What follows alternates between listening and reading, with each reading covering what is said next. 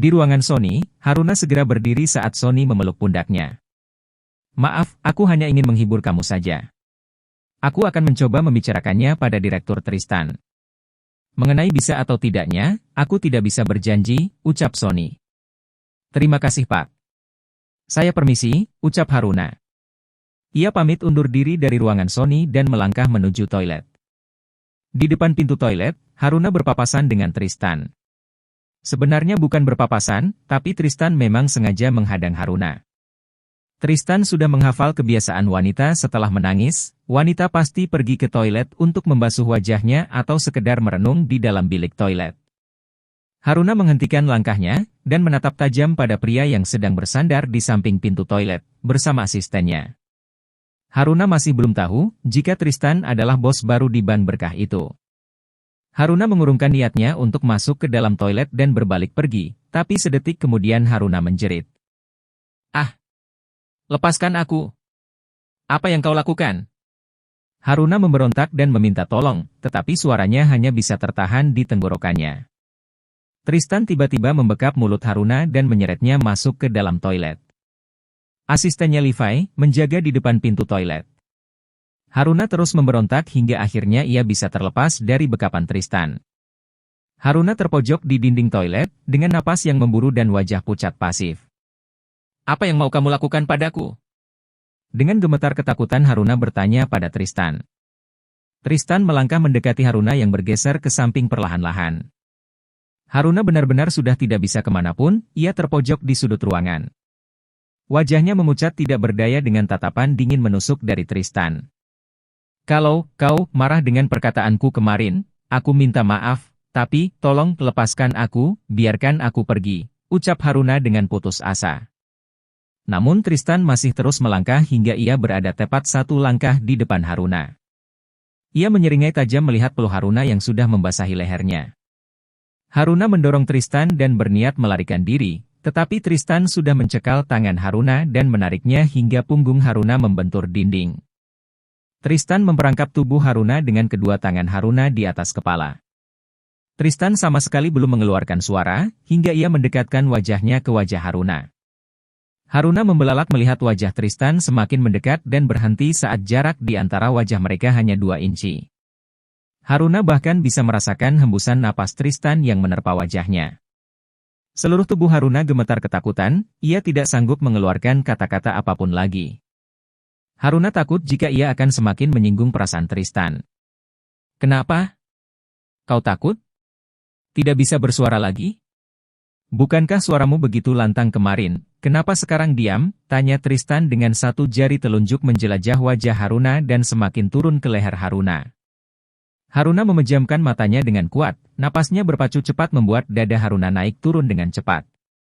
Tristan menjauhkan wajahnya beberapa sentimeter dan menatap Haruna yang memejamkan mata. Dia tersenyum menyeringai, menunjukkan sedikit barisan gigi putihnya. Tristan sangat bahagia melihat ekspresi ketakutan di wajah Haruna, rasanya Tristan sangat ingin tertawa, tetapi ia menahannya. Tristan tidak mau sampai Haruna tahu, kalau sesungguhnya dia hanya mengancam. Tristan tidak sungguh-sungguh dengan apa yang diucapkannya. Melihat leher Haruna yang jenjang dengan keringat yang menetes, membuat hasratnya bangkit. Tristan membekap kembali mulut Haruna, lalu menggigit kecil leher Haruna. Bukan mengecup, tapi Tristan menggigit leher Haruna seperti vampir hingga mengeluarkan sedikit darah. Haruna kesakitan, ingin rasanya ia berteriak dan berlari. Namun tubuh dan tangannya di dalam kungkungan Tristan, mulut Haruna juga tidak dapat mengeluarkan suaranya. Hanya bulir air mata yang menetes dari kedua mata indah Haruna. Ia hanya bisa memejamkan mata dan terisak tanpa suara. Tristan menghentikan perbuatannya dan menjauhkan wajahnya dari leher Haruna. Hukuman yang sebenarnya akan dimulai besok. Ini hanyalah hukuman kecil untukmu karena sudah berani menghinaku, ucap Tristan. Ia melepas kedua tangannya dari mulut dan tangan Haruna. Tristan mundur 3 langkah dan menyeringai, mengerikan, menatap wajah Haruna. Hiks. Aku sudah meminta maaf padamu. Hiks. Kumohon, jangan menggangguku lagi.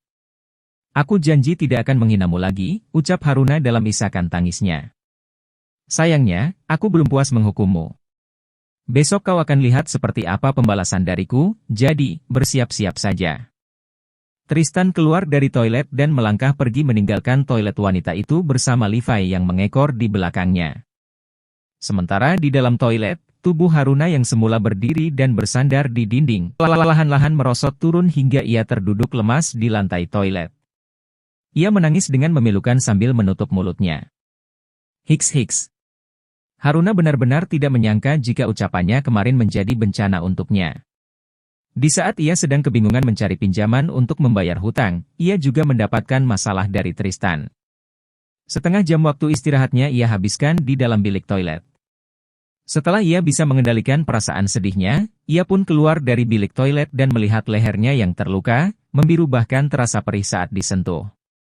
Terlihat sedikit darah yang mengering di bawah luka gigitan Tristan. Haruna membersihkan darah yang mengering di lehernya dengan tisu dan air. Haruna meringis merasakan perih di lukanya. Ia melirik jam tangannya, jam istirahat telah habis. Haruna merapikan seragamnya dan keluar dari toilet. Beruntung sedari tadi tidak ada karyawan lain yang masuk ke dalam toilet, jadi tidak ada satupun yang tahu kejadian tadi. Haruna kembali ke meja teller dan melayani para nasabah yang sudah ia tinggalkan istirahat tadi. Toh. Masuk. Tristan memberikan sebuah berkas rahasia pada Levi. Levi keluar dan berpapasan dengan Roni yang hendak masuk ke ruang direktur. Roni merasa curiga dengan amplop besar berwarna coklat yang dibawa oleh Revi, tapi Roni memilih untuk tidak mempedulikannya. Toh, itu bukan urusannya tetapi urusan sang pemimpin. Permisi, Presdir, sapa Roni yang berdiri di tengah pintu. Masuk, katakan ada apa? Saya tidak punya banyak waktu, ucap Tristan sambil mengepalkan tangannya di bawah meja. Ia masih merasa kesal pada Roni yang tadi merangkul pundak Haruna. Tristan adalah tipe orang yang tidak suka jika mainannya dipegang oleh orang lain, karena saat ini status Haruna adalah mainan bagi Tristan, jadi ia merasa marah. Saya ingin mewakili salah satu karyawan kita Presdir, ucap Roni dengan ragu. Karyawan kita? Siapa dan ada apa dengannya? Tanya Tristan. Haruna, dia terlilit hutang rentenir dan harus membayar esok lusa. Dia meminta bantuan saya untuk bicara dengan Presdir, jawab Roni. Kenapa tidak secara langsung? Katakan padanya, besok jam makan siang, saya tunggu dia di sini, ucap Tristan. Baik Presdir.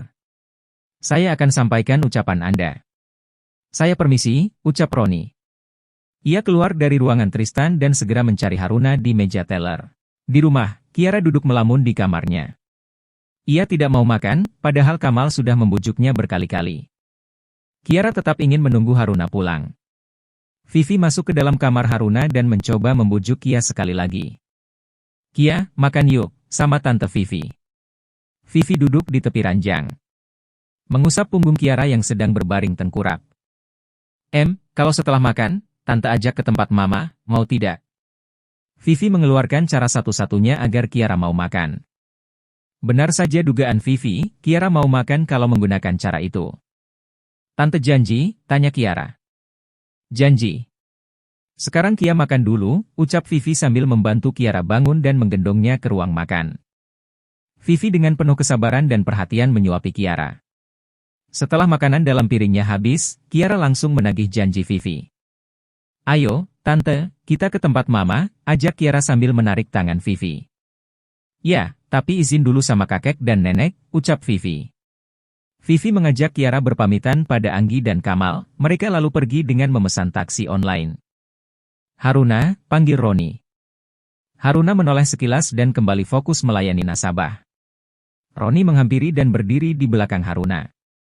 Saya sudah bicara dengan Presdir kita, dan dia bilang, besok jam istirahat kamu pergi ke ruangannya. Roni melangkah pergi setelah memberitahu Haruna. Haruna bernapas lega, setidaknya ia masih punya harapan. Ia bisa sedikit tersenyum meski belum pasti apakah bosnya akan meminjaminya uang atau tidak.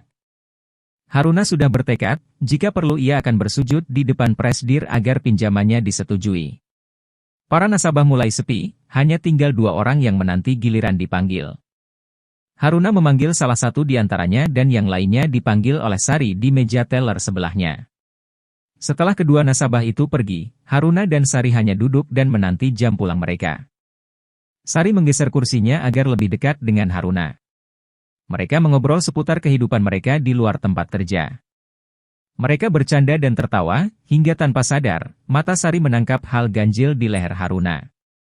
Sari begitu penasaran, dengan hati-hati ia bertanya pada Haruna. Haruna. Itu, lehermu kenapa? Tanya Sari sambil menunjuk leher Haruna. Haruna gelagapan dan menutupi lehernya. Ini tadi ada binatang di kamar mandi dan menggigit leherku, jawab Haruna dengan gugup. Saat Haruna mengucapkan kata-kata itu, Tristan tidak sengaja mendengarnya. Awalnya Tristan akan pergi keluar, tapi ucapan Haruna yang mengatainya binatang, membuat Tristan kembali naik ke ruangannya di lantai 2. Ia kembali mengamuk di ruangannya. Setelah tadi aku mengancamnya, dia masih berani mengatai aku binatang di belakangku, maki Tristan dengan kesal. Toh! Levi masuk dan membawa laptop baru, karena laptop Tristan hancur akibat dibanting tadi. Entah kenapa, Tristan merasa kesal melihat Roni dan Haruna hingga ia membanting laptop itu ke lantai hingga hancur. Tuan, ini laptop Anda. Saya sudah menghubungkannya dengan kamera pengawas di meja teller. Levi menaruh laptop Tristan di meja kerjanya. Tristan menyuruh Levi kembali ke ruangannya, sementara ia segera duduk dan membuka laptopnya. Tristan tersenyum memandang layar laptop. Di meja teller, Sari terus bertanya dan meminta Haruna menceritakannya. Namun Haruna tidak bisa menceritakan hal bohong, tetapi ia juga tidak bisa menjawab jujur.